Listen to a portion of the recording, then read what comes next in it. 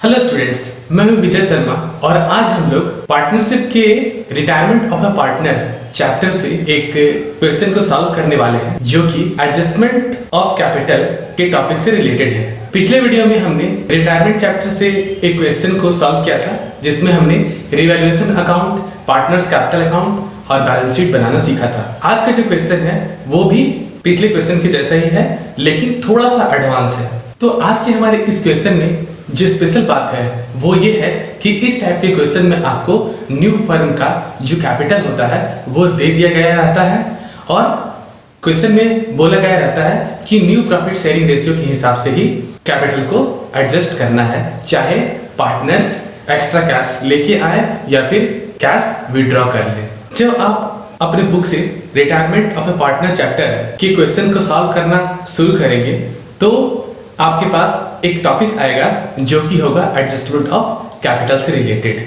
तो आज हम लोग एडजस्टमेंट ऑफ कैपिटल से रिलेटेड ही एक लॉन्ग आंसर टाइप क्वेश्चन को लेंगे और उसको सॉल्व करना सीखेंगे। तो क्वेश्चन को सॉल्व करने से पहले स्टूडेंट्स मैं आप लोगों से रिक्वेस्ट करूंगा कि आप अपने हाथ में अपना नोटबुक और पेन रख लें और वीडियो के साथ साथ ही क्वेश्चन को सॉल्व करना शुरू करें। इससे आपको अच्छी तरह से इस टॉपिक के बारे में जानकारी हो जाएगी और आप अच्छी तरह से क्वेश्चन को सॉल्व करना सीख सकेंगे। तो चलते हैं। तो स्टूडेंट्स, आज का क्वेश्चन स्क्रीन पर आप लोगों को दिख रहा है। हमने पिछले वीडियो में भी रिटायरमेंट चैप्टर से एक क्वेश्चन को सॉल्व किया था, लेकिन देखेंगे कि रिटायरमेंट चैप्टर में एडजस्टमेंट ऑफ कैपिटल से रिलेटेड किस टाइप के क्वेश्चंस होते हैं और इसमें किस टाइप का एडजस्टमेंट करना होता है। तो चलिए जल्दी से हम लोग क्वेश्चन के बारे में जान लेते हैं। 3 पार्टनर्स थे एक्स, वाई और जेड। वो अपने कैपिटल के रेशियो में प्रॉफिट लॉस को डिस्ट्रीब्यूट करते थे, क्योंकि यहाँ पर देखिए लिखा हुआ है sharing profit in proportion of Capitals. ठीक है, मतलब कि ये जो उनका कैपिटल है इस रेशियो में वो लोग प्रॉफिट लॉस को डिस्ट्रीब्यूट करते थे, यानी कि हमारा जो ओल्ड रेशियो है इससे हम लोग कैलकुलेट कर लेंगे। वाई रिटायर हो रहा है और यहाँ पे हम लोगों के पास एसेट्स और लायबिलिटीज के रिवैल्यूएशन से रिलेटेड कुछ इन्फॉर्मेशंस दिए हुए हैं। स्टॉक डेप्रिसिएट हो रहा है 5% से, provision for doubtful dates 5% create करना है हम लोगों को। अब लैंड एंड बिल्डिंग 20% से एप्रिसिएट हो रहा है, यानी कि बढ़ जा रहा है। और आउटस्टैंडिंग लीगल चार्जेस के लिए 750 का हम लोगों को प्रोविजन बनाना है। Goodwill of the entire firm 16,200 दिया हुआ है। और यहाँ लिखा हुआ है न्यू प्रॉफिट शेयरिंग रेशियो के बारे में लिखा हुआ है that X and Z decide to share future profits of the firm in equal proportion, यानी कि एक्स और जेड का जो न्यू रेशियो होगा वो 1:1 होगा। उसके बाद जो इस क्वेश्चन का सबसे मेन पॉइंट है एडजस्टमेंट जो हम लोगों को करना है कैपिटल का, वो देखिए स्टूडेंट्स यहाँ पे लिखा हुआ है that the entire capital of the new firm is fixed at ₹48,000 between x and Z in equal proportion. यही नई चीज इस क्वेश्चन में है। For the purpose, actual cash is to be brought in or paid off। तो students ये 48,000 का जो फिक्स्ड कैपिटल है, मतलब जो फिक्स किया हुआ है कैपिटल, उसको हम लोगों को इक्वल प्रोपोर्शन में रखना है एक्स और जेड के बीच। इसके लिए हो सकता है कोई पार्टनर कैश लाएगा भी और कोई पार्टनर कैश निकाल भी सकता है। तो हम लोगों को बनाना है revaluation account, partners capital account, bank account और revised balance sheet of new firm. ठीक है, तो जैसा कि मैंने आपको पिछले वीडियो में भी बताया था कि रिटायरमेंट का क्वेश्चन स्टार्ट करने से पहले हम लोग न्यू रेशियो और गेनिंग रेशियो कैलकुलेट कर लेंगे। तो उसके लिए हम लोगों को चाहिए होगा ओल्ड रेशियो सबसे पहले। तो ओल्ड रेशियो यहाँ पर हम लोग लिखेंगे एक्स, वाई और जेड के बीच में उनका जो प्रॉफिट शेयरिंग रेशियो था वो कैपिटल के रेशियो में था, जो कि हमारा कैपिटल यहाँ 25,000, 20,000 और 15,000 है। तो स्टूडेंट्स हम लोग जब इसका रेशियो निकालेंगे तो होगा 5:4:3। तो ये हमारा ओल्ड रेशियो आ गया। उसके बाद एक्स और जेड के बीच जो न्यू रेशियो होगा वो होगा 1:1, क्योंकि क्वेश्चन में बोला गया था that X and Z decide to share future profits of the firm in equal proportion. इसलिए जो न्यू रेशियो होगा वो 1:1 होगा। तो स्टूडेंट्स क्योंकि x और z यहाँ पे गेन करेंगे, क्योंकि y तो रिटायर हो रहा है, तो x कितना गेन करेगा, उसके न्यू शेयर में से हम लोग ओल्ड शेयर को माइनस करेंगे। तो न्यू शेयर है 1/2, यहाँ से लेंगे हम लोग, और ओल्ड शेयर उसका था 5/12, यहाँ से लेंगे हम लोग, और इसको जब हम लोग कैलकुलेट करेंगे तो आएगा 1/12। अब जेड का गेन निकालेंगे तो उसका न्यू शेयर होगा 1/2, यहाँ से लेंगे हम लोग, और उसका जो ओल्ड शेयर था वो था 3/12, जो कि यहाँ से लेंगे हम लोग, और इसको कैलकुलेट करेंगे हम लोग तो आएगा 3/12। तो इस तरह से हमारा जो गेनिंग रेशियो होगा जो कि एक्स और जेड के बीच होगा वो हो जाएगा 1/12 और 3/12, यानी कि 1:3। तो चलिए हम लोग अब गुडविल का कैलकुलेशन कर लेते। तो क्वेश्चन में total goodwill of the firm 16,200 दिया हुआ था। इसमें से हम लोग y का गुडविल निकाल लेंगे। तो y शेयर ऑफ गुडविल होगा 16,200 इंटू 4/12, क्योंकि y का जो ओल्ड शेयर था वो था 4/12। तो कैलकुलेट करने से आएगा 5,400। अब इसको हम लोग गेनिंग रेशियो में x और z के बीच डिस्ट्रीब्यूट कर लेंगे। तो x का हिस्से में आएगा 5,400 इंटू 1/4, क्योंकि x 1/4 गेन कर रहा था, तो कितना आएगा कैलकुलेट करने से 1,350, और z के हिस्से में आएगा 4,050, क्योंकि वो गेन कर रहा था 3/4। अब चलते हैं हम लोग रिवैल्यूएशन अकाउंट की तरफ। तो अब हम लोग रिवैल्यूएशन अकाउंट बना लेते हैं। तो देखते हैं कि सबसे पहला जो एडजस्टमेंट रिवैल्यूएशन से रिलेटेड था वो क्या था। तो सबसे पहला जो एडजस्टमेंट था वो था the stock be depreciated by 5%। तो हम लोग देखेंगे कि बैलेंस शीट में स्टॉक कितना दिया हुआ है। तो बैलेंस शीट में स्टॉक है 10,000, इसका 5% डेप्रिसिएट हो रहा है। तो हम लोग लिखेंगे टू स्टॉक अकाउंट, और स्टॉक का वैल्यू था 10,000, उसका 5% हम लोग कैलकुलेट करके यहाँ लिख देंगे, जो कि होगा 500, क्योंकि स्टॉक एसेट्स है और एसेट डिक्रीज होता है तो रिवैल्यूएशन अकाउंट के डेबिट साइड में लिखाता है। अब अगला एडजस्टमेंट देखते हैं। That the provision for doubtful debts be increase to 5% on debtors. हमारे डेटर्स 5,000 है और जो न्यू प्रोविजन बनाना है वो 5% बनाना है, लेकिन पहले से ही प्रोविजन 100 दिया हुआ है। तो हम लोग छोटा सा एक वर्किंग नोट कर लेंगे प्रोविजन फॉर डाउटफुल डेट्स के लिए, जो कि अब हम लोगों को 5% बनाना है। तो क्योंकि संडे डेटर्स 5,000 था तो उसका 5% 250 होगा, यानी कि न्यू प्रोविज़न 250 है। तो स्टूडेंट्स बैलेंस शीट में पहले से 100 प्रोविज़न दिया हुआ था और अब का जो न्यू प्रोविज़न है वो है 250, इसलिए इसका मतलब है कि प्रोविज़न को 150 से इंक्रीज करना है। तो हम लोग डेबिट साइड में लिखेंगे, to provision for doubtful debts, और 250 जो कि न्यू प्रोविज़न है उसमें से ओल्ड प्रोविज़न माइनस करके यहाँ अमाउंट कॉलम में लिख देंगे। अब देखते हैं कि हमारा आगे का एडजस्टमेंट क्या है। तो यहाँ तीसरा नंबर एडजस्टमेंट जो है वो है that the land and building be appreciated by 20%। Land and building balance sheet में 25,000 दिया हुआ है, तो इसका 20%, इसका मतलब कि 25,000 का जो है 20% इंक्रीज़ हो रहा है, और अगर एसेट्स का वैल्यू इंक्रीज़ होता है तो हम लोग रिवैल्यूएशन अकाउंट के क्रेडिट साइड में लिखते हैं। तो हम लोग लिखेंगे by land and building 20% of 25,000, क्योंकि 25,000 लैंड एंड बिल्डिंग का वैल्यू दिया हुआ है बैलेंस शीट में, और उसका 20% इंक्रीज़ हो रहा है, यानी कि 5,000 इंक्रीज़ हो रहा है। फिर देखते हैं आगे का एडजस्टमेंट क्या है। That a provision of ₹750 be made in respect of outstanding legal charges. तो इसको हम लोग रिवैल्यूएशन अकाउंट के डेबिट साइड में लिखेंगे, to provision for outstanding legal charges 750। अब स्टूडेंट्स इस तरह से हमने रिवैल्यूएशन अकाउंट से रिलेटेड सारे जो एडजस्टमेंट्स हैं वो हमने कर लिए हैं। अब इसको हम लोग बैलेंस करेंगे। तो हम लोग देख पा रहे हैं कि रिवैल्यूएशन अकाउंट के क्रेडिट साइड में 5,000 अमाउंट आ रहा है टोटल, और डेबिट साइड में 1,400, यानी कि बैलेंस डेबिट साइड में आएगा। और बैलेंस डेबिट साइड में आने का मतलब है कि प्रॉफिट ऑन रिवैल्यूएशन हो रहा है। तो हम लोग लिख लेंगे to partners capital account profit on revaluation transferred in old ratio 5:4:3, क्योंकि प्रॉफिट ऑन रिवैल्यूएशन को हम लोग ओल्ड रेशियो में डिस्ट्रीब्यूट करते हैं। तो अब निकाल लेते हैं कि कितना का हम लोगों का प्रॉफिट आ रहा है। तो क्रेडिट साइड का टोटल है 5,000 और डेबिट साइड का टोटल है 1,400। तो जब इसको हम लोग माइनस करेंगे तो आता है 3,600। ये हम लोगों का रिवैल्यूएशन का प्रॉफिट है।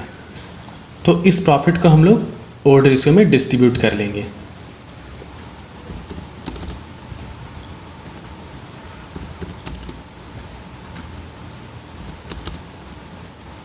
तो जब हम लोग रिवैल्यूएशन के प्रॉफिट जो कि 3600 है उसको हम लोग ओल्ड रेशियो में डिस्ट्रीब्यूट करेंगे तो x के हिस्से में आएगा 1500, y के हिस्से में आएगा 1200 और z के हिस्से में आएगा 900। अब चलते हैं कैपिटल अकाउंट की तरफ।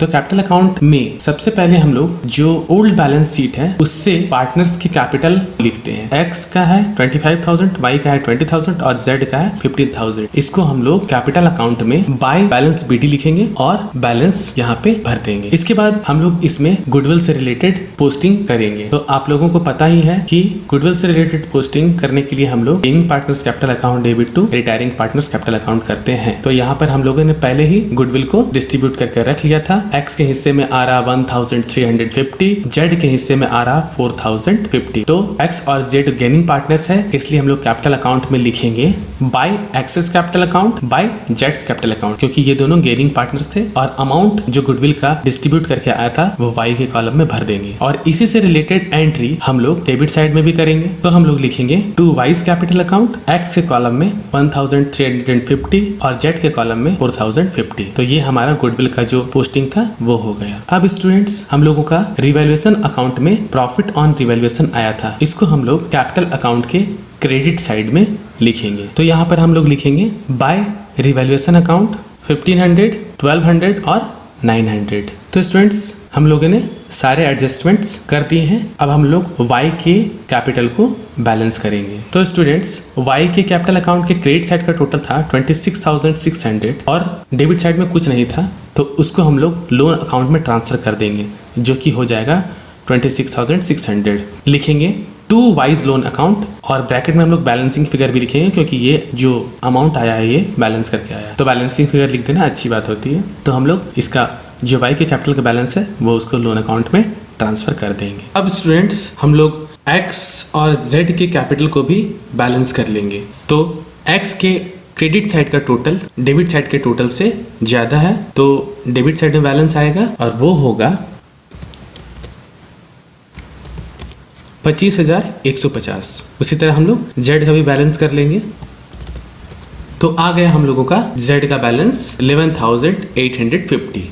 तो लिखा हुआ था that the entire capital of the firm is fixed at ₹48,000 between x and z in equal proportion for the purpose actual cash is to be brought in or paid off। इसका मतलब है कि जो x और z का new capital होगा वो total 48,000 होगा और उसको x और z के बीच इक्वल प्रोपोर्शन में बांटना है, चाहे कोई पार्टनर कैश लाए या फिर कोई पार्टनर कैश विड्रॉ कर ले। तो इसके लिए हम लोग एक छोटा सा वर्किंग नोट कर लेंगे।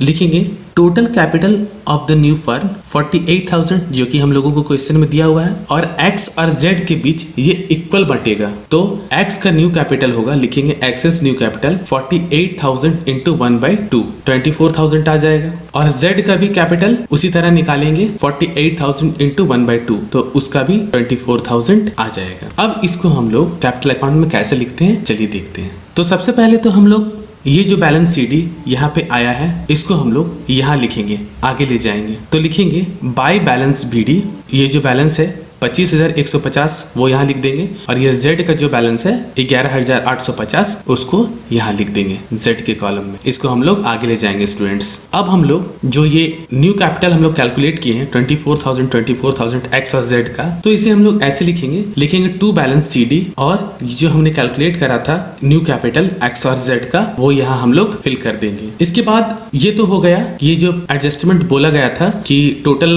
कैपिटल जो होगा न्यू फर्म का वो 48,000 होगा और x और z के बीच में इक्वल होगा कैपिटल। अब जो दूसरा पॉइंट था इस क्वेश्चन का जो एडजस्टमेंट का था वो था कि चाहे कोई पार्टनर कैश विड्रॉ कर ले या फिर वो कैश लेके आए, तो अब वो एडजस्टमेंट हम लोग यहाँ पे करेंगे। तो हम लोग देख रहे हैं कि x के क्रेडिट साइड में 25,000 150 है और डेबिट साइड में 24,000 है। तो स्टूडेंट्स इधर बैलेंस आएगा और इधर बैलेंस आने का मतलब है कि x पैसा निकाल लेगा, मतलब विड्रॉ कर लेगा वो। तो यहाँ पर हम लोग लिखेंगे to cash at bank balancing figure cash withdrawn. अगर इधर बैलेंस आता है तो इसका मतलब है कि वो पार्टनर कैश विड्रॉ कर ले रहा है। इसके क्रेडिट साइड में से जो 25,150 है उसमें से ये 24,000 को हम लोग माइनस करेंगे तो आ रहा है 1,150, यानी x 1,150 विड्रॉ कर लेगा। अब हम लोग z का देख रहे हैं। डेबिट साइड में 24,000 है और क्रेडिट साइड में 11,850 है, यानी कि z का क्रेडिट साइड में बैलेंस आएगा। तो हम लोग लिखेंगे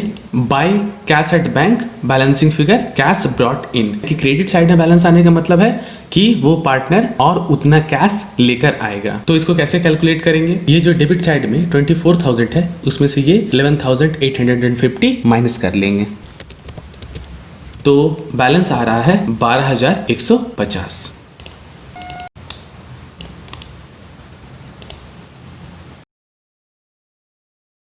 तो बैलेंस शीट बनाने से पहले हम लोग चलिए बैंक अकाउंट बना लेते हैं, क्योंकि इस क्वेश्चन में बैंक अकाउंट बनाने के लिए बोला गया था। तो सबसे पहले हम लोग लिखेंगे डेबिट साइड में टू बैलेंस BD और यहाँ पे हम लोग ओल्ड बैलेंस शीट से बैंक का ओपनिंग बैलेंस लिखेंगे। तो बैलेंस शीट में बैंक का जो ओपनिंग बैलेंस था वो 15,600 था। तो हम लोग भी यहाँ पर टू बैलेंस BD के सामने 15,600 लिखेंगे। इसके बाद देखेंगे कि कैपिटल अकाउंट में कहाँ कहाँ कैश एट बैंक लिखा हुआ है। तो जब हमने कैपिटल अकाउंट बनाया था तो सबसे पहले एक्स के कॉलम में यहाँ टू कैश एट बैंक लिखा हुआ था, क्योंकि एक्स 1,150 रुपये विड्रॉ कर ले रहा है। तो इसको बैंक अकाउंट के क्रेडिट साइड में लिखेंगे। तो यहाँ पर हम लोग लिखेंगे बाय एक्सेस कैपिटल अकाउंट और वो जो 1,150 वो विड्रॉ कर रहा था वो अमाउंट यहाँ लिख देंगे। इसके बाद Z के कॉलम में यहाँ लिखा हुआ by cash at bank credit side में 12,150, इसको बैंक अकाउंट में डेबिट साइड में लिखेंगे। तो बैंक अकाउंट में हम लोग लिखेंगे टू जेट्स कैपिटल अकाउंट 12,150 और अब बैंक अकाउंट को हम लोग बैलेंस कर लेंगे। हम लोग लिखेंगे बाय बैलेंस CD और डेबिट साइड के टोटल में से जो कि 27,750 है ये 1,150 माइनस कर देंगे तो आएगा बैलेंस 26,600। इसी अमाउंट को हम लोग न्यू बैलेंस शीट में बैंक के बैलेंस के लिए लिखेंगे। तो बैलेंस शीट बनाने का जो तरीका है वो बड़ा ही आसान है। मैंने आपको पहले ही बताया है कि हम लोगों को ओल्ड बैलेंस शीट को ही फॉलो करके न्यू बैलेंस शीट पे बनाना है। तो ओल्ड बैलेंस शीट में एसेट साइड में सबसे पहले लिखा हुआ है कैश एट बैंक। तो हम लोग भी न्यू बैलेंस शीट में सबसे पहले लिखेंगे कैश एट बैंक। तो हम लोगों ने लिख लिया है कैश एट बैंक 26,600। कैसे आया? तो हम लोगों ने बैंक अकाउंट बना लिया था जिसमें बैलेंस हम लोगों को पता चल रहा था 26,600। अब देखते हैं कि ओल्ड बैलेंस शीट में क्या लिखा हुआ था। तो बैंक के बाद लिखा हुआ है सन्डे डेटर्स 5,000। तो हम लोग यहाँ पे लिखेंगे सन्डे डेटर्स जो कि 5,000 था और न्यू प्रोविजन है वो 250 है, जो हम लोगों ने पहले ही कैलकुलेट किया था 250।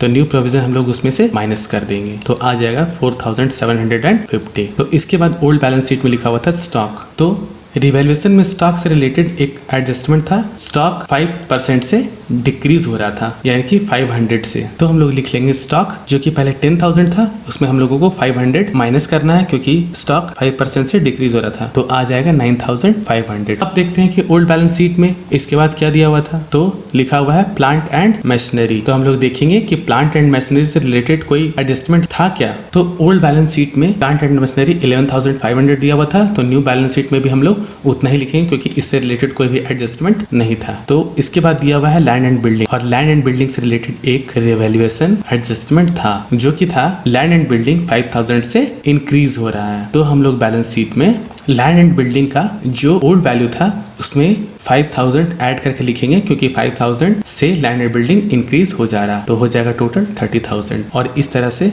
हम लोगों ने एसेट साइड का सारा एडजस्टमेंट कर लिया है। अब हम लोग चलते हैं लायबिलिटी साइड। तो ओल्ड बैलेंस शीट में देखेंगे ये क्रेडिटर्स 7,000 यहाँ पे ओल्ड बैलेंस शीट में दिख रहा है। हम लोग देखते हैं कि क्रेडिटर से रिलेटेड कोई इन्फॉर्मेशन रिवैल्यूएशन में था या नहीं था। तो क्रेडिटर से रिलेटेड कोई भी रिवैल्यूएशन नहीं था। तो ओल्ड बैलेंस शीट में जितना क्रेडिटर्स लिखा हुआ है उतना ही हम लोग न्यू बैलेंस शीट में भी लिखेंगे।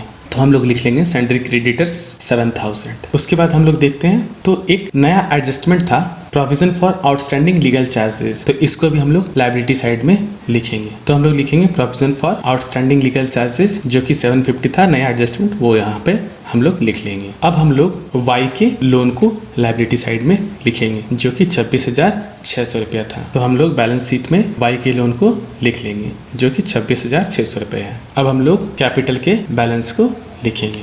कैपिटल के बैलेंस को लिखने के लिए हम लोग कैपिटल अकाउंट में जाएंगे। तो एक्स का जो कैपिटल का बैलेंस होगा वो होगा, हम लोग कैपिटल अकाउंट में देखेंगे, ये 24,000 और जेड का भी 24,000 होगा। जो न्यू कैपिटल वो लोगों का हम लोग कैलकुलेट करके रखे हैं। तो इस तरह से हम लोग यहाँ पर लिख देंगे बैलेंस शीट में 24,000 जो कि टोटल हो गया हमारा कैपिटल 48,000 48,000।